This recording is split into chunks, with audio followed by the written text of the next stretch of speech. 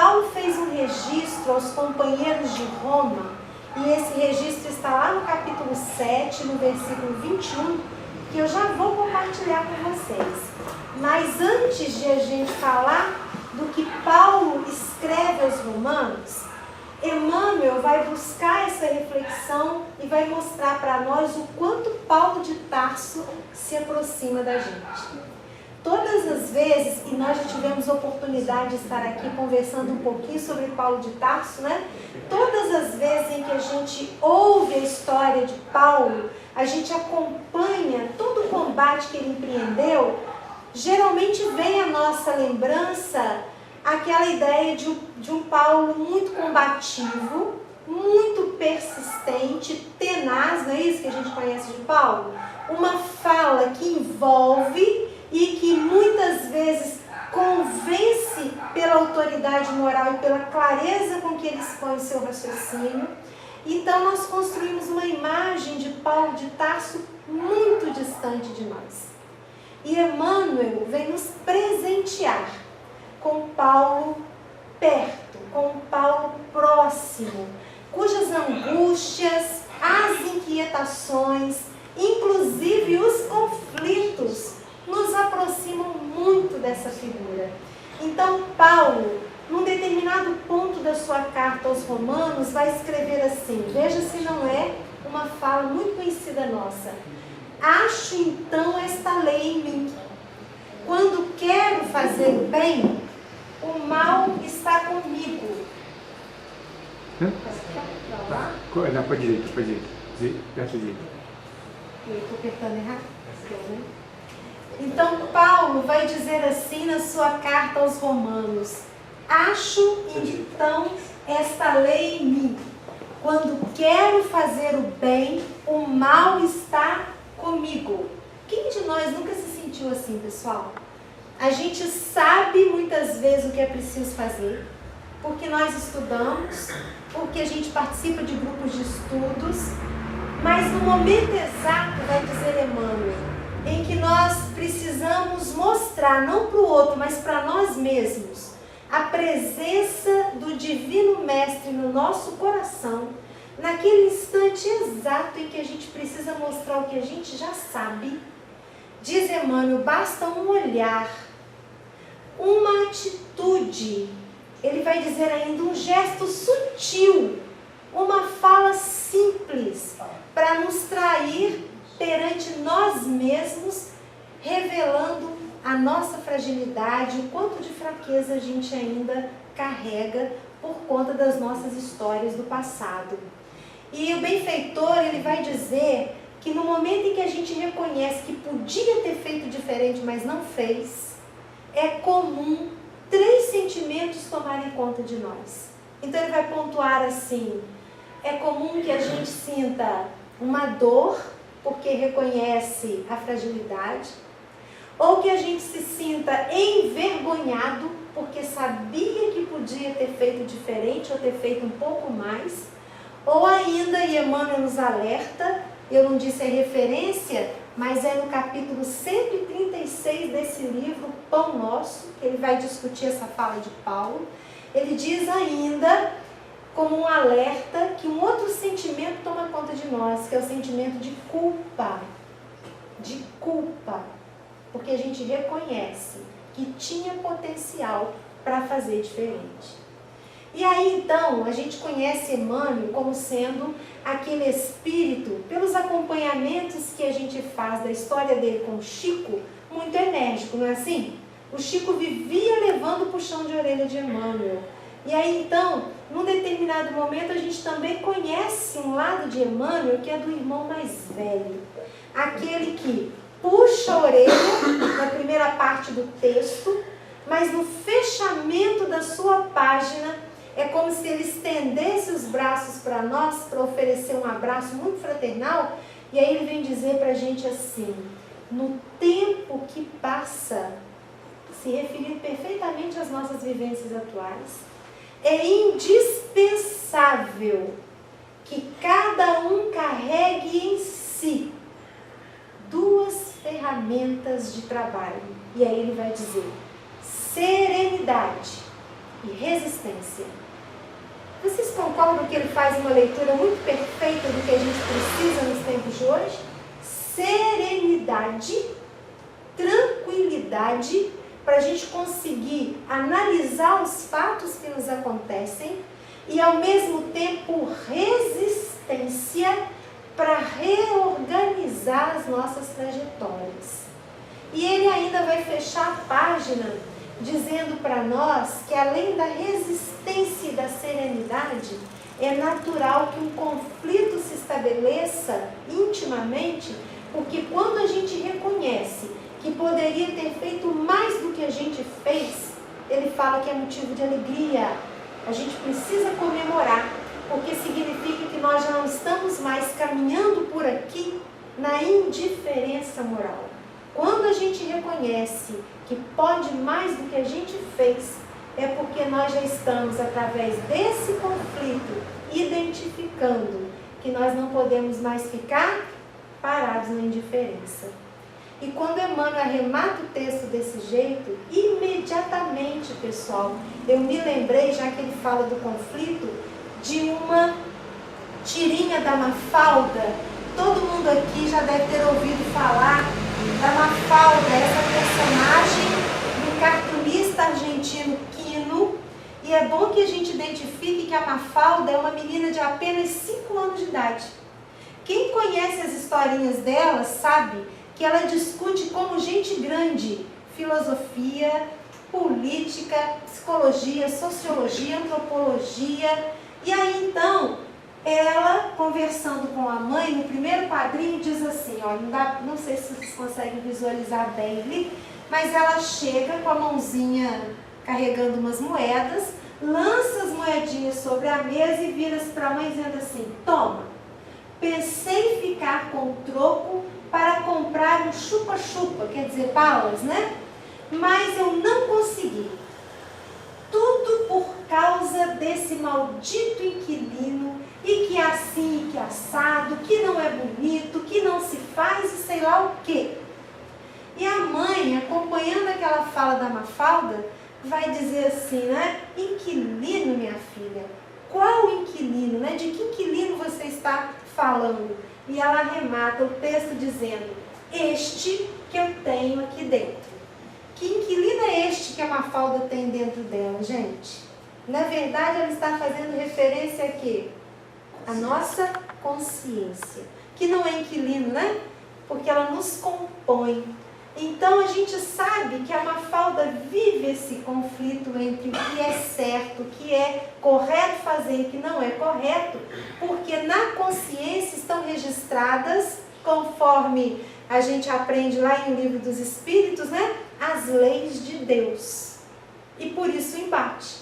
É o homem velho, na fala de Paulo de Tarso, brigando com o homem novo, com aquele que está em construção. E é muito importante esse conflito, porque ele vai nos tirar da chamada zona de conforto. E todas as vezes que a gente pensa nessa expressão zona de conforto, me vem à lembrança uma página muito bonita de uma escritora que é basicamente brasileira, a gente pode dizer assim, a Marina Colasanti. Ela não nasceu no Brasil, mas ela veio para cá muito novinha, casada com um conterrâneo nosso aqui de Juiz de Fora, que é o Afonso Romano de Santana. E aí então a Marina Colasanti, numa crônica muito profunda, ao mesmo tempo muito simples, ela vai propor para nós uma reflexão a respeito dessa zona de conforto em que a gente se coloca. Daí ela vai nomear as suas reflexões, abrindo a conversa com o leitor, dizendo assim, eu sei que a gente se acostuma, mas não devia. A gente se acostuma a morar em apartamento de fundos e a não ter outra vista que não as janelas ao redor. E porque a gente se acostuma, logo também se acostuma a não olhar mais para fora. E porque não olha mais para fora, logo a gente se acostuma a não abrir as cortinas de todo. E não abrindo as cortinas de todo, logo a gente se acostuma a acender mais cedo a luz. E à medida que se acostuma, a gente não olha mais para fora e se esquece do sol, se esquece do ar, se esquece da amplidão. Eu sei que a gente se acostuma, mas não devia. A gente se acostuma a acordar sobressaltado de manhã porque está na hora. A tomar o café correndo porque está atrasado. A ler o jornal no ônibus porque não pode perder o tempo da viagem. A comer um sanduíche porque não dá para almoçar. A sair do trabalho porque já é noite. A chegar em casa, deitar cedo, dormir pesado, sem ter vivido o dia. Eu sei que a gente se acostuma, mas não devia. A gente se acostuma a abrir os jornais todos os dias pela manhã e a ler sobre as guerras. E porque se acostuma a ler sobre as guerras, logo a gente se acostuma a aceitar que haja mortos nestas guerras. E aceitando os mortos, a gente também se acostuma a aceitar que haja número para eles. E porque aceita os números, logo a gente se acostuma a não acreditar nas negociações de paz. E por isso, a gente se acostuma a abrir os jornais todos os dias, a ler sobre as guerras, sobre o número de mortos nestas guerras e a acreditar na sua longa, na sua infinita duração. Eu sei que a gente se acostuma, mas não devia. A gente se acostuma a esperar o dia inteiro para à noite ouvir alguém ao telefone dizer assim: hoje eu não posso ir. A gente se acostuma a sorrir para as pessoas sem receber um sorriso de volta. A gente se acostuma a ser ignorado quando precisava tanto ser visto. A gente se acostuma a coisas demais para não sofrer. E aos poucos, tentando não perceber, vai empurrando uma dor aqui, uma revolta ali, uma mágoa acolá. E Marina Colasanti termina o texto dizendo assim: a gente se acostuma para não se ralar na aspereza, para preservar a pele. Se acostuma para evitar feridas, sangramentos, para esquivar-se de faca e baioneta para poupar o peito. A gente se acostuma para poupar a vida, que aos poucos se gasta, e que gasta de tanto se acostumar, se perde de si mesma. Pessoal, todas as vezes que eu leio esse texto, de tanto fragmento que nós poderíamos buscar ali para pensar, porque são muitos, o que mais me chama a atenção é a maneira como a cronista encerra a sua reflexão. Porque ela vai dizer que aos poucos a nossa vida vai se gastando de tanto a gente se acostumar. E porque a gente se acostuma tanto, a vida acaba se perdendo de si mesma. Então eu fico me perguntando assim: o que é uma vida que se perde de si mesma? Alguém tem ideia do que seja? Uma vida que se perde de si mesma. É uma vida que está esvaziada de sentido.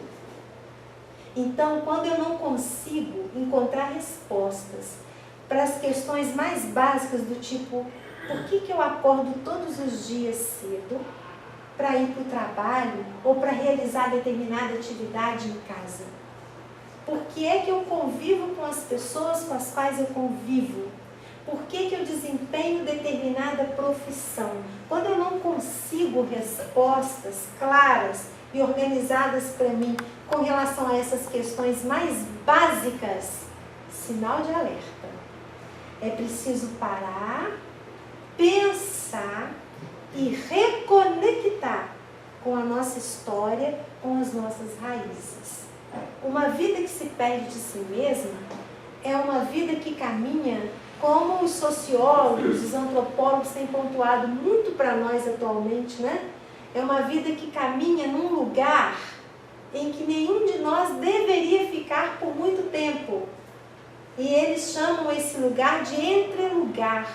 O que é esse entrelugar? Eu não sei se vocês já se sentiram assim, mas às vezes a gente faz parte de um contexto e por alguma razão nosso coração começa a construir um sentimento de não pertencimento àquele lugar. A gente olha para aquele contexto em que nós estamos e a gente não consegue se enxergar mais naquele lugar. Então a gente diz assim, eu estou recortado daqui, eu estou fragmentado. E quando eu não consigo mais pertencer a um lugar, o que a gente faz? A gente costuma, ao estar naquele lugar, procurar um outro lugar, não é assim? Então a gente se desloca, a gente faz um movimento de deslocamento, aí eu vou para outro lugar. E quando eu chego nesse outro lugar, eu também percebo que eu não pertenço a ele. E aí o que eu faço? Eu pulo para um outro espaço. E aí a gente vai migrando de lugar em lugar. E aí, como eu não me vejo em lugar nenhum, onde é que eu me coloco? Nesse chamado entrelugar. O entrelugar é lugar nenhum.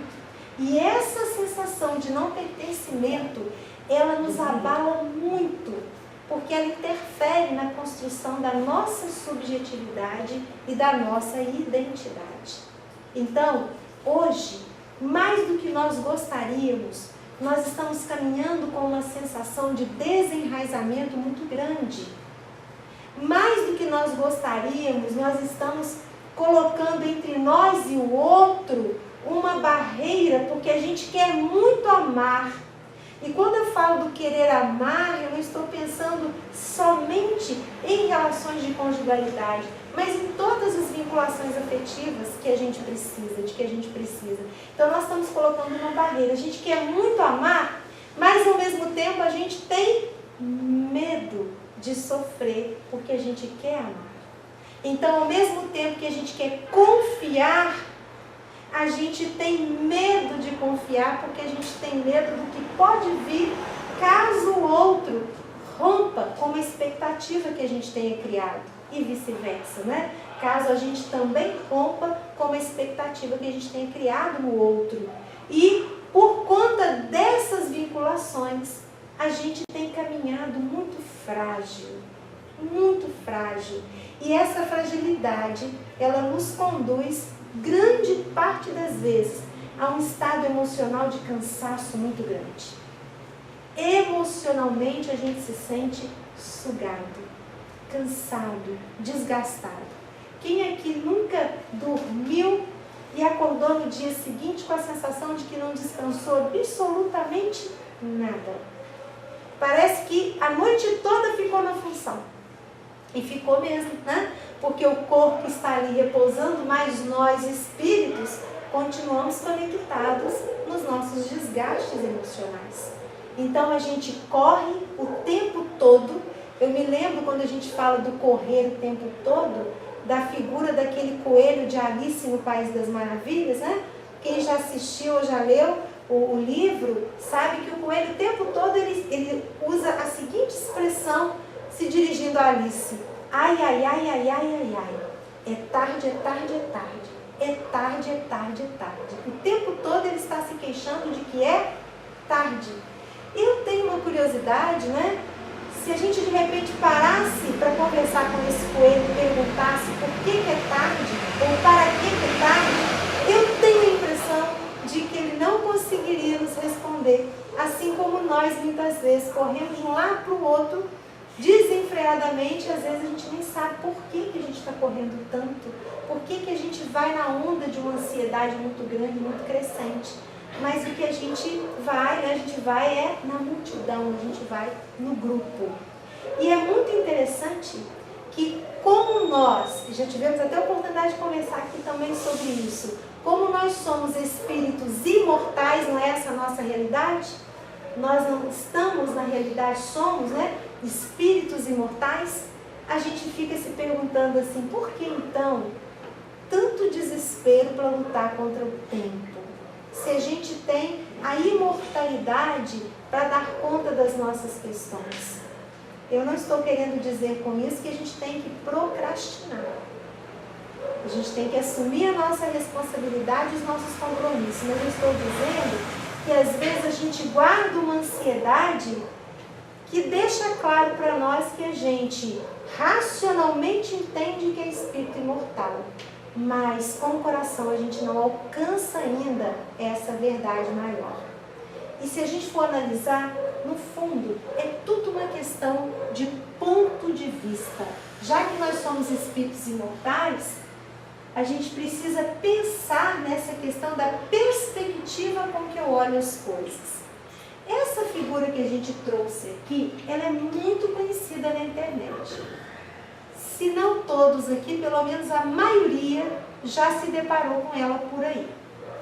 Todo mundo consegue visualizar duas personagens aqui nessa figura? Eu não vou fazer suspense, porque como é uma figura conhecida, né? A gente tem aqui a imagem de uma senhora e também a imagem de uma jovem. Todo mundo consegue enxergar as duas imagens? Ou tem alguém aqui que não conseguiu enxergar? Quem conseguiu enxergar a jovem? Levanta o dedo só para ter uma ideia. Então, tem gente que não conseguiu visualizar a jovem. Quem conseguiu enxergar a senhora? Levanta o dedo. Tem gente que não conseguiu enxergar a senhora. Começa a dar uma puxa, né? Porque se um viu, eu também quero ver. Não vamos ficar quebrando muita cabeça aqui, não. Vamos só dar uma ajuda aí para quem não conseguiu enxergar. Vou começar pela senhora, né? A senhora, com todo respeito à figura, mas ela me lembra muito aquela bruxa da Branca de Neve. A bruxa que entrega maçã para a Branca de Neve. Estou pensando lá na bruxa do Walt Disney, né? Então ela está aqui, olha, olhando para baixo, o queixo protuberante, a boca, o narigão. Quem não conseguiu ver, visualizou? E tem uma verruga no nariz, né? Aqui. E a jovem, agora tem que apagar a imagem da senhora. A jovem, onde é a boca dessa senhora, é um pescoço e uma gargantilha. E a jovem está olhando para trás. Então a gente vê aqui, olha, a orelhinha dela, o perfil, né? Aqui o rosto, uma parte da face, o nariz. Quem não conseguiu, fica angustiado, não. Depois, se tiver curiosidade, né? Procura lá a imagem na internet. Mas é tão interessante que alguém me perguntou assim, eu consegui ver a jovem primeiro, e o outro, eu consegui ver a senhora. O que isso quer dizer? Gente, eu não tenho a menor ideia do que quer dizer. Eu só imagino o seguinte, a gente vê primeiro aquilo que a gente quer ou aquilo que a gente consegue enxergar primeiro. Por isso é a ilusão de ótica, né? E onde é que a gente quer chegar com essa imagem aqui?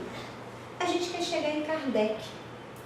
Porque Kardec, lá em O Evangelho segundo o Espiritismo, no capítulo 2, ele vai trazer para a gente um item excepcional em que ele vai discutir a questão do ponto de vista. Quando, que alegria, né? Coisa boa. Vamos lá. Então, quando Kardec fala para a gente do ponto de vista, ele quer nos colocar na condição de espíritos imortais que nós somos. A gente enxerga as coisas a partir da nossa perspectiva, concordam? A gente enxerga tudo, todas as coisas e todas as pessoas e nós mesmos a partir das nossas histórias, das nossas experiências. Então Kardec vai colocar lá no capítulo 2 a existência de dois grupos de espíritos que transitam aqui pela Terra. Aí vamos ver onde é que a gente se encaixa nesses dois grupos. Então ele vai dizer assim, olha, existe um grupo que traz estas características. A ideia clara e precisa que se faça da vida futura, dá uma fé inabalável no porvir. Eu vou parar ali. Então, o codificador, não é instrução dos Espíritos, é Kardec dizendo para nós que a ideia clara e precisa que se faça da vida futura. O que é uma ideia clara, gente? É uma pergunta difícil? O que é uma ideia clara? Como é que a gente diz que a ideia de alguém é clara? Sem sombra de dúvida, não é? Então Kardec diz, uma ideia clara. E ele acrescenta um outro adjetivo ali. Uma ideia precisa. O que é uma ideia precisa? É uma ideia exata. É uma ideia exata. Então, aquele de nós que tem uma ideia transparente, sem sombra de dúvidas, e uma ideia exata da vida futura, desenvolve uma fé inabalável. Aqui eu preciso parar e perguntar. A nossa ideia de vida futura é clara e precisa? Eu vou dizer para vocês, a minha não é. Sabe por quê? Pela consequência dessa ideia clara e precisa. É a fé inabalável. O que é fé inabalável? É aquela que não se abala, né? Por absolutamente nada. E o Espiritismo vem dizer, é aquela que encara a razão face a face em qualquer época da humanidade. Significa que, quando eu recebo, por exemplo, a notícia da desencarnação abrupta de um ente querido, por mais que aquilo me doa, porque dói, existirá a saudade da presença física, eu não vou me desequilibrar. Eu vou chorar, é natural, né?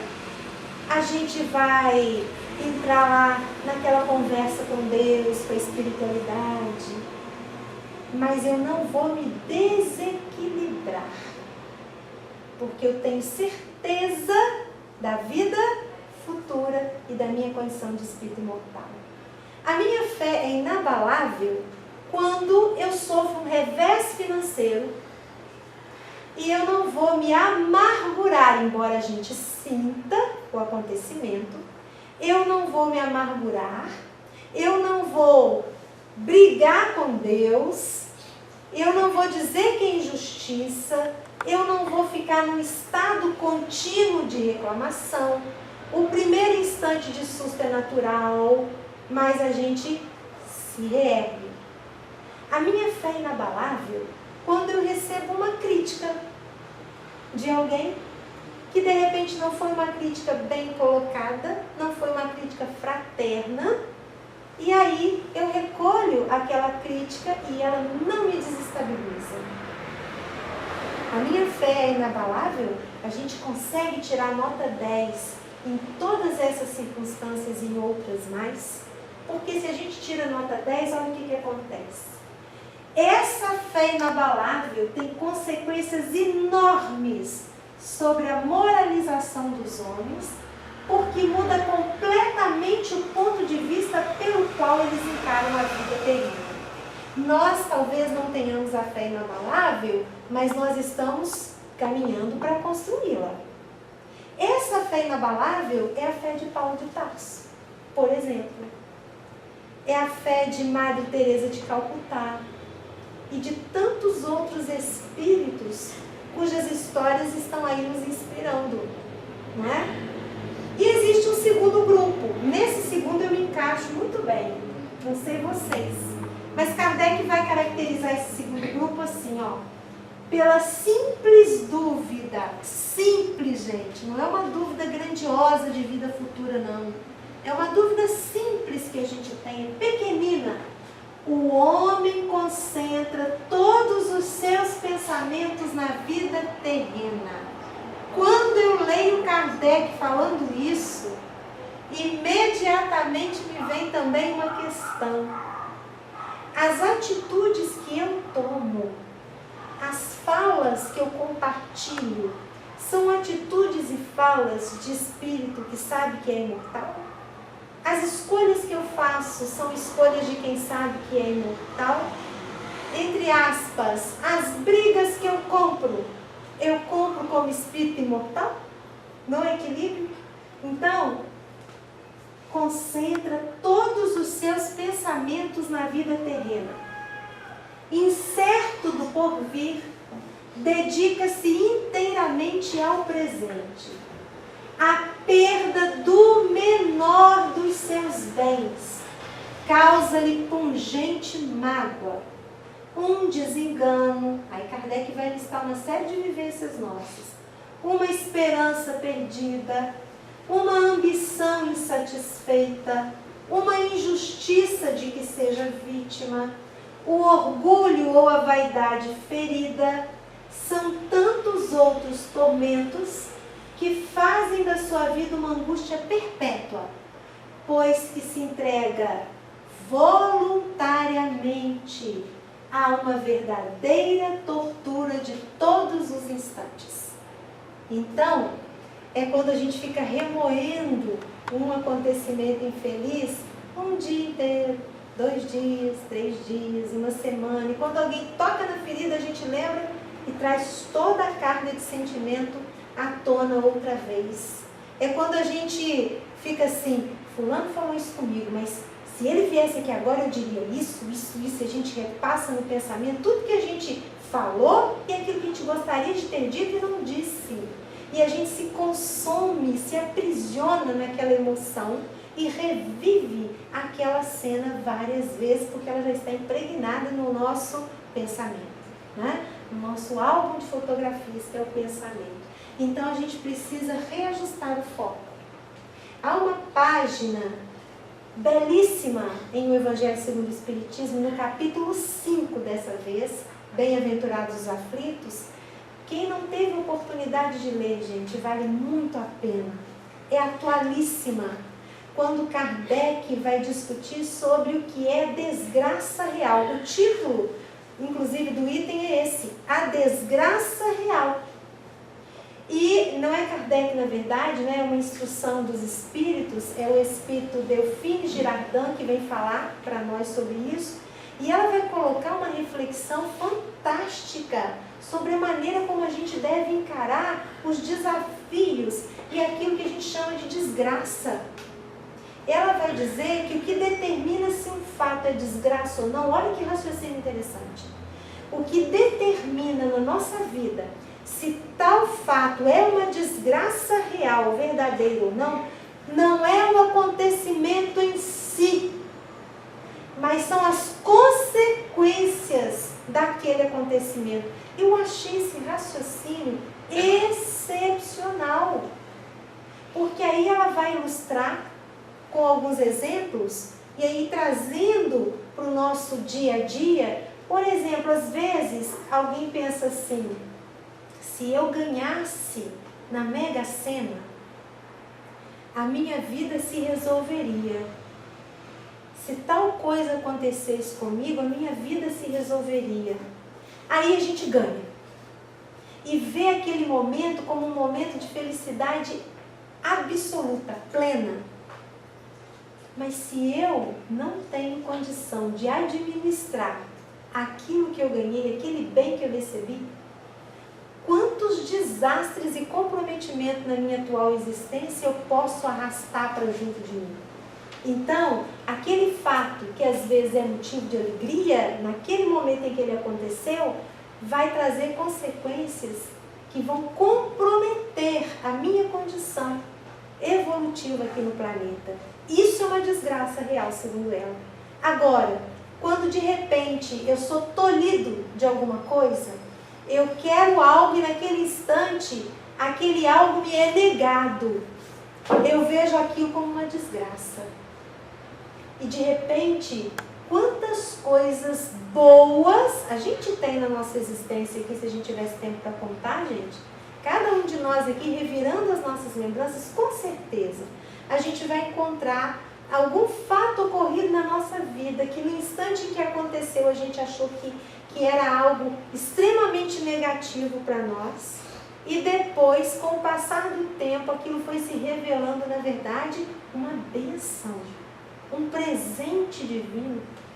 Então é isso que ela coloca para a gente pensar, para a gente analisar o que efetivamente na nossa vida é desgraça real. E para a gente já ir fechando aqui, como nós estamos, né, vivendo tempos em que a gente precisa mais do que nunca se recolocar nessa condição de espírito imortal que nós somos, nós buscamos no livro Boa Nova, Psicografia do Chico, o livro de Humberto de Campos, o nosso irmão X. Das 30 histórias que nós temos aqui, belíssimas, sobre o Evangelho, há uma que nos fala muito de perto ao coração. Porque a gente vai conhecer no capítulo 8 do livro Boa Nova a figura de Bartolomeu. Bartolomeu era um dos discípulos mais dedicados de Jesus.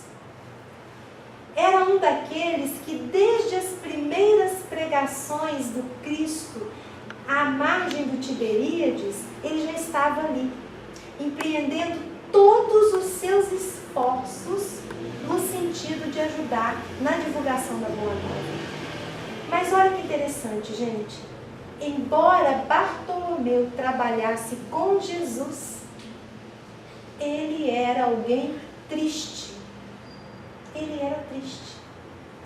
E aí, talvez por isso, Jesus, um grande observador, lendo a história de Bartolomeu, aproveitou uma ocasião em que Simão Pedro precisou se afastar com a família para resolver algumas questões domésticas e chamou Bartolomeu para conversar.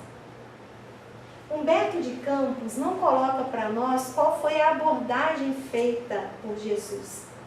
Mas, como leitor, eu fico imaginando que, provavelmente, quando surpreendeu Bartolomeu chorando, o que era muito comum, Jesus deve ter feito a pergunta simples para ele: Bartolomeu, por que você está chorando?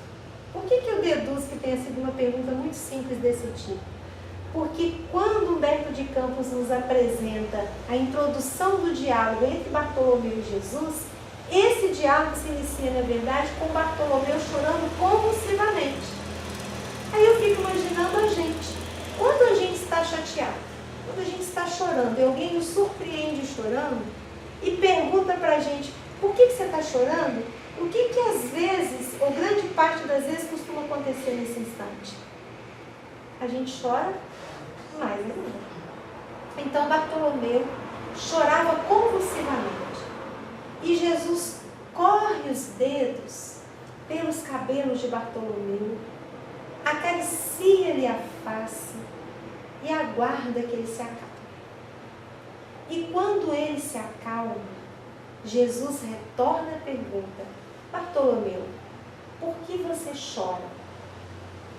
E Bartolomeu diz assim: Senhor, eu não sei explicar a razão da minha tristeza. Quantas vezes com a gente não é assim também? A gente não consegue, de maneira clara, apresentar para a gente mesmo uma explicação para a nossa tristeza. O que eu sei, Senhor, é que quando eu ouvi o Senhor falando do reino dos céus, o meu coração se encheu de esperança.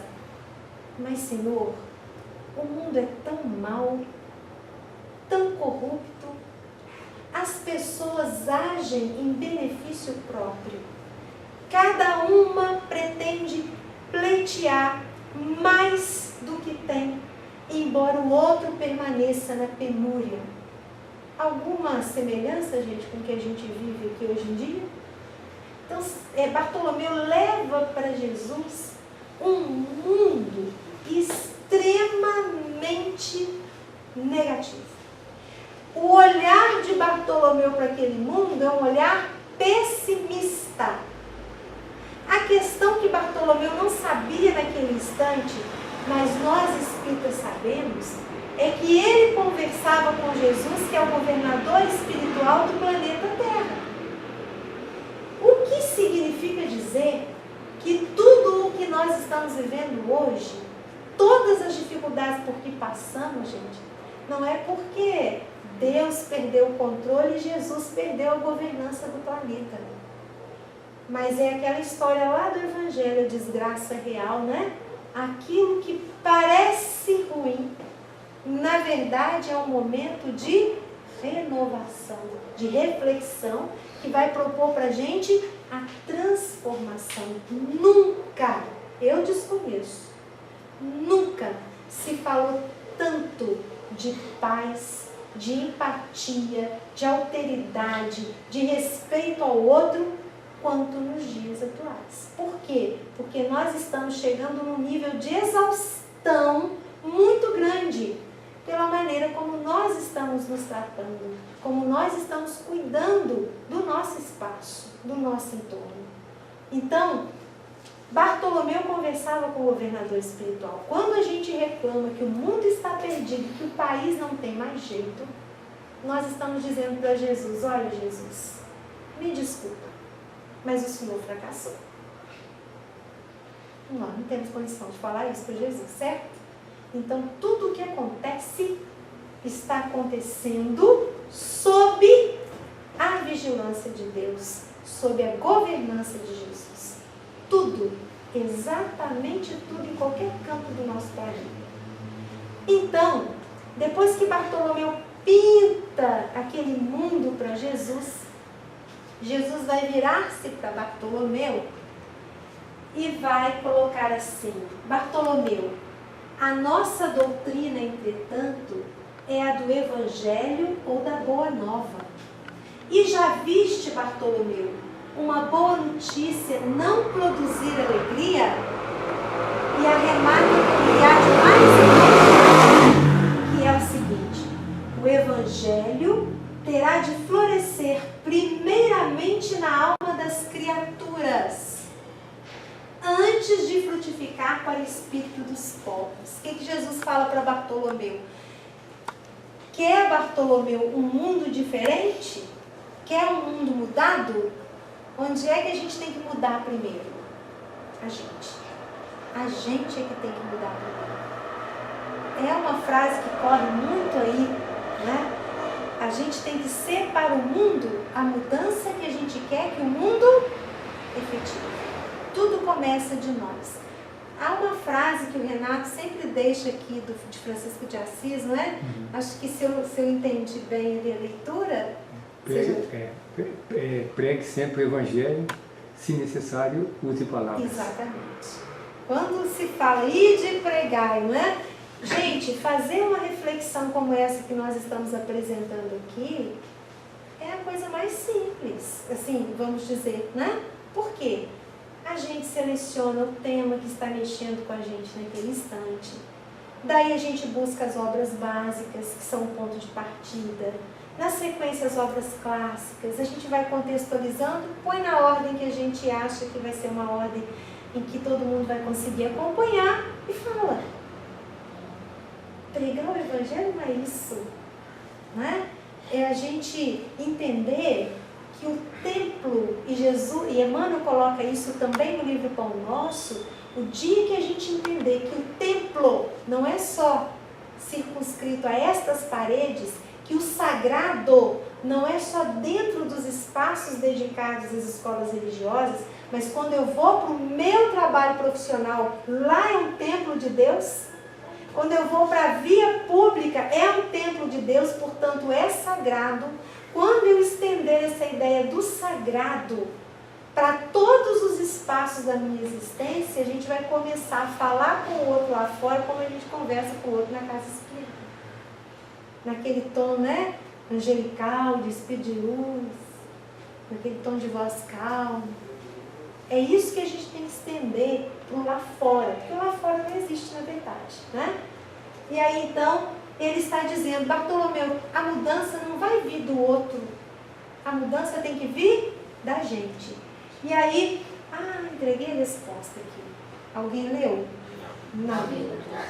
Quem leu, guarda o segredo, tá? Então, puxa vida, mas vamos lá, né? Aí Bartolomeu ouve a fala de Jesus, ele vai se acalmando e continua pontuando algumas coisas para o mestre, né? Ele vai dizer da casa dele, as dificuldades que ele tem com a família, ele vai pontuar as dificuldades que ele tem no mercado da pesca, ele vai pontuar as dificuldades no relacionamento com os próprios companheiros de divulgação da Boa Nova, e Jesus vai conversando com ele. E quando Bartolomeu se acalma, ele consegue dizer para Jesus assim: Senhor, compreendi o seu raciocínio. E mais do que isso, eu compreendi o alcance das suas palavras no coração da gente. Mas, Senhor, é tão difícil, mudar é tão difícil. E aí ele põe a pergunta que diz muito respeito a nós, né? O Evangelho que o Senhor está divulgando entre nós exige de nós fortaleza constante? Deu para entender a pergunta de Bartolomeu? O Evangelho exige que eu seja forte constantemente, o tempo todo? Ele exige fortaleza constante? Quem conseguiu olhar ali a colinha, né? Vai ver que Jesus, ele responde assim: a verdade não exige, a verdade transforma. Jesus, isso é fato, gente, não exige absolutamente nada de nós, porque ele já nos conhece. Ele sabe o quanto a gente pode oferecer, não é? Quem nos coloca em alta exigência somos nós mesmos.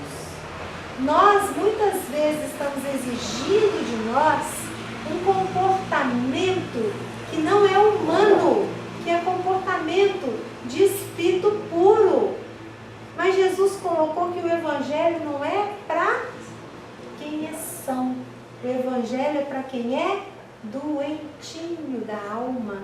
O Evangelho é para nós. Então a gente precisa reconhecer a nossa humanidade. Porque quando eu exijo de mim um nível de adequação moral que eu ainda não posso oferecer, eu vou me frustrar. E em me sentindo frustrado, eu vou me abater pelo desânimo. E não é isso que Jesus espera de nós. Tanto é que ele disse: não coloque o fardo pesado em ombro leve. O que é para nós também um alerta. Tudo aquilo que vem para a gente resolver significa que a gente dá conta. A gente dá conta.